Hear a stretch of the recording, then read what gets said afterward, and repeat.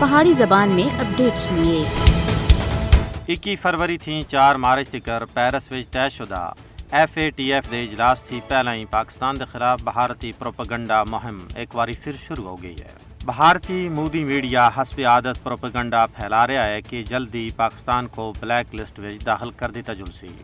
بھارت پاکستان دے خلاف اپنے غلیظ سیاسی عزائم دی تکمیل واسطے FATF ہوتا اثر انداز ہونا دی ناکام کوششاں کر رہا ہے۔ بین الاقوامی ماہرین سن بھارتی دعویوں کو یکسر مسترد کر دیتا ہے کہ پاکستان کو بلیک لسٹ کیتا جا سکتا ہے۔ جنوبی ایشیائی پالیسی دے ماہر مائیکل گوگل مین سن آخیا ہے کہ بھارتی پریس رپورٹاں ہوتا ہے قطن یقین نہ کیتا جلا ہے، جنہاں وچ جھوٹا دعویٰ کیتا گیا ہے کہ FATF جلدی پاکستان کو بلیک لسٹ کر دے سی۔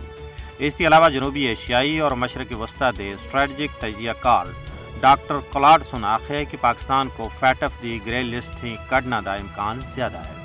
بھارت دا ٹریک ریکارڈ ہے کہ اس سن ہمیشہ اپنے نیج سیاسی مقاصد واسطے ہمیشہ عالمی فورما دا استعمال کیتا ہے، جس وچ ہمیشہ بری طرح ناکام اور نامراد رہا ہے۔ بھارت اپنے شیطانی مقاصد دی خاطر FATF سمیت دوے عالمی ادارے دی ساکھ کو تباہ کرنا دی کوششوں وچ مصروف ہے۔